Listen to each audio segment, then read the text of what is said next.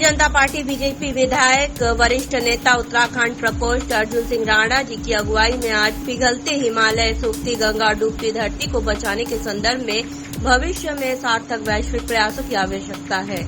नई दिल्ली में आयोजित प्रेस वार्ता में उपस्थित इन सरोकारों के प्रति समर्पित श्री किशोर उपाध्याय विधायक, नीति आयोग के पूर्व सलाहकार अविनाश मिश्रा एवं राजेश शर्मा के साथ खास मुलाकात वैश्विक हिमालय संगठन दिल्ली प्रदेश में हुआ।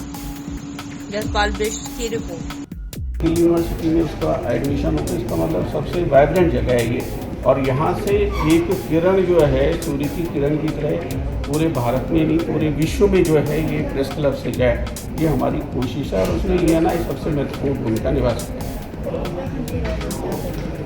उत्तराखंड की गवर्नमेंट, मेरी माननीय मुख्यमंत्री जी से भी बातचीत हुई है, परसों हमारे जो एनवायरनमेंट मिनिस्टर हैं उनसे भी बातचीत हुई है, और हम इसमें सार्थक क्या कदम उठा सकते हैं। हम लोगों ने जब ये हिमालय दिवस 9 जुलाई को होगा, आप लोगों के सबकी अगर उसमें सहयोग और सहमति मिल जाएगी तो एक बड़ा मेरा मानना यह है कि हिमालय भारत को दोबारा सोने की चिड़िया बना सकता है और साथ के साथ में विश्व का सिरमौर बना सकता है। उसके लिए अगर हम कोशिश कर लेंगे तो हो जाएगा आप लोगों के आशीर्वाद से। तो मैं आप लोगों का बहुत आभारी हूँ कि आप सब लोगों ने, और देखिए ये मेरा तो विशेष कर देखिए हम लोग जो है जैसे हमारा सोशल मीडिया है, बहुत से मीडिया इन्फ्लुएंसर जो हैं अब नई नई चीज़ें यूट्यूबर और सब आते हैं।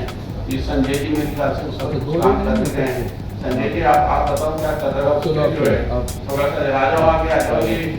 ये एक्चुअली ये उससे जुड़े हुए हैं। देखो क्या कहते हैं पर्यटन से। अब इस समय हर आदमी जो है पहाड़ी की तरफ भाग रहा है। अब पर्यटन पहाड़ी नहीं होंगे भैया तो पर्यटन भी कहाँ से होना, पानी नहीं होगा, समुद्र नहीं होगा तो फिर पर्यटन भी कहाँ से होना है। तो ये क्या की बात कर रहे हैं जो देखिए, मैं जिस दिन आप मुझे वो CCTV पर पहुंचा देंगे उस दिन मैं उसका जवाब भी दे दूंगा। मैं तो देखो ये पर्यावरणीय सवालों पर जो है मेरे ख्याल से मुझे कहना नहीं चाहिए। पता नहीं विदेश में है कि नहीं, हिंदुस्तान में तो कोई मुझे ऐसा आदमी मिला नहीं जो ये ऑक्सीजन पे, पानी पे और उसके साथ अन्य पर सब सवालों को उठा रहा हो। अगर आपके कोई हो नज़र में तो मुझे भी बता दीजिएगा, मैं उनसे मार्गदर्शन ले लूँगा। तो हमारे जो है वो विचार और इसमें हमारा उद्देश्य दूसरा है। धन्यवाद।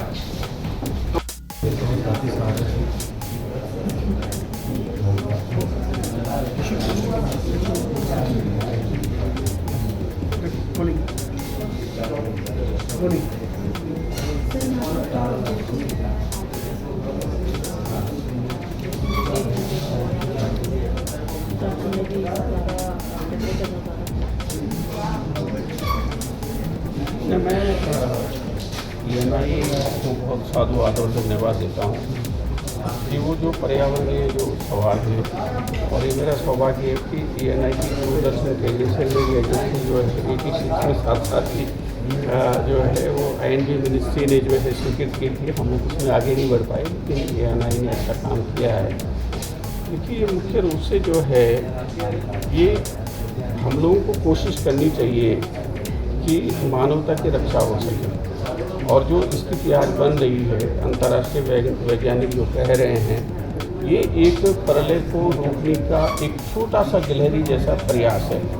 अभी अंतर्राष्ट्रीय वैज्ञानिकों ने कहा है कि अगर हमने हिमालय का वैज्ञानिक प्रबंधन नहीं किया तो कुछ दशकों में हिमालय पर एक बूंद जो है वो बर्फ़ नहीं बचेगी। तो अगर जैसे अभी हमारा गोमुख ग्लेशियर 27 किलोमीटर पीछे चला गया जहाँ से गंगा निकलती है, अब वो और 27 किलोमीटर पीछे चला जाएगा तो पता चला ना गंगा निकल रही है या ना यमुना निकल रही है। तो उसको कैसे हम जो है जो ह्यूमन इंटरवेंशन इतना ज़्यादा हो गया है उसको कैसे रोका जा सकता है। उसके लिए हमने सुंदरलाल बगना जी के नेतृत्व में 9-10 में भी कोशिश की थी, बीच में हम उतना काम नहीं कर पाए।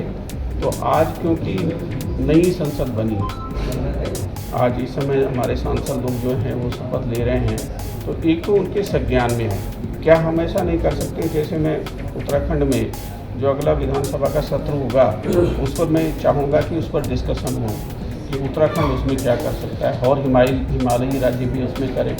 जो हिमालयी राज्य हैं उसको हिमालय से कोई ज़्यादा फ़ायदा नहीं, ज़्यादा फ़ायदा जो हिमालय के इतर जो राज्य हैं उनको हैं। तो क्या हम ऐसा कर सकते हैं, और मेरी कोशिश रहेगी, मैं मिश्रा जी से भी निवेदन करूंगा, ये उसके एक्सपर्ट हैं, राष्ट्रपति जी से निवेदन करेंगे कि एक संयुक्त जो है राज्यसभा और लोकसभा का एक अधिवेशन बुला करके ये जो ज्वलंत मुद्दा है उस पर हम चर्चा कर सकें, अंतर्राष्ट्रीय स्तर पर चर्चा कर सकें।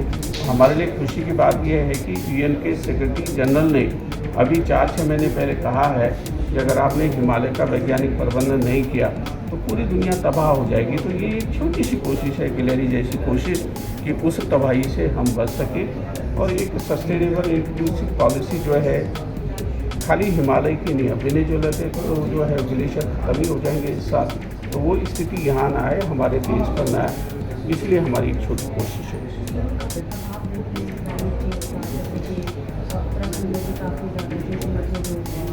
बारिश मध्य प्रदेश हो गया, उत्तराखंड में बारिश बहुत ज़्यादा है और यहाँ पर देखिए यहाँ पर हीट वेव है, बारिश भी बहुत कम है।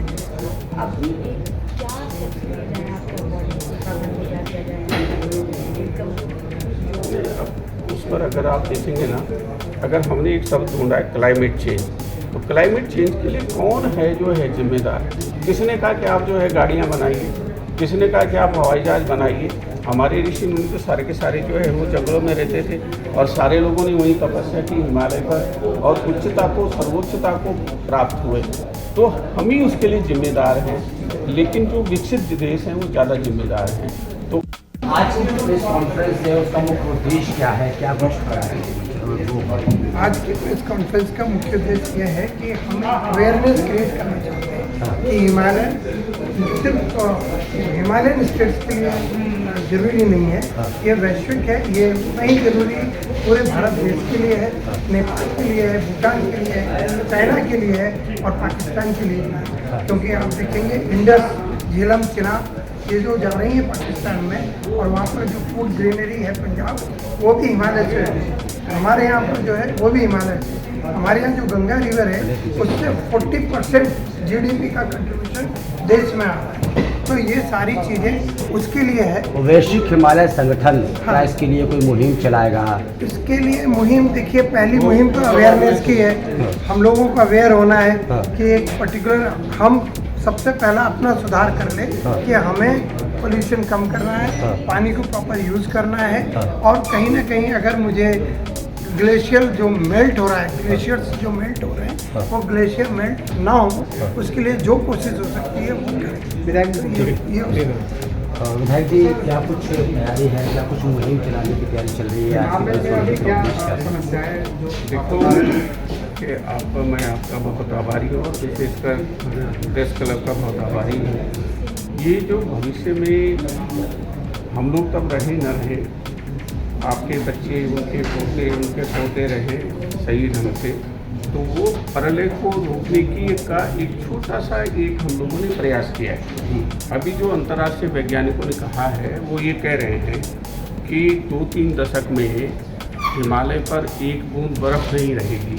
तो अगर एक बूंद बर्फ़ नहीं रहेगी तो उसके नियतार्थ क्या होंगे, किस तरह से जो है ये दुनिया थोड़ी बच जाएगी। तो हमारी कोशिश ये है कि हिमालय को बचाया जाए।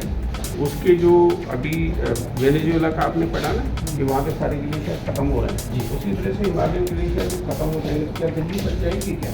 तो उसके बारे में हम लोग कोशिश ये कर रहे हैं कि एक विषय है जिसको हम एक मंच दे रहे हैं कि सब लोग अपने सुझाव दो कि कैसे इसको ठीक किया जा सकता है, हमारा कर्तव्य क्या है, हमारा अधिकार क्या है। उसकी एक छोटी सी ये कोशिश है। तो इसको हम स्थानीय स्तर पर, राष्ट्रीय स्तर पर और अंतर्राष्ट्रीय स्तर पर उसके जो असर होंगे वो अंतर्राष्ट्रीय होंगे। अब सिंगापुर डूब जाएगा, भारत सिंगापुर जाना चाहता है तो हम उनको जोड़ें। और भारत के लिए ये सबसे अच्छा अवसर है इस समय। भारत हिमालय और गंगा से दोबारा जो है सोने की चिड़िया बन सकता है और उसके साथ में विश्व का गुरु भी बन सकता है। संगठन किस तरीके की मुहिम चला है? इसमें हम लोग ने बताया कि हम लोग एक स्थानीय स्तर पर भी कर रहे हैं। अब 9 तारीख को हम जुलाई को जो है आप लोगों से ये निवेदन करना चाहते हैं, प्रेस क्लब ही क्यों नहीं इस इनिशिएटिव को है।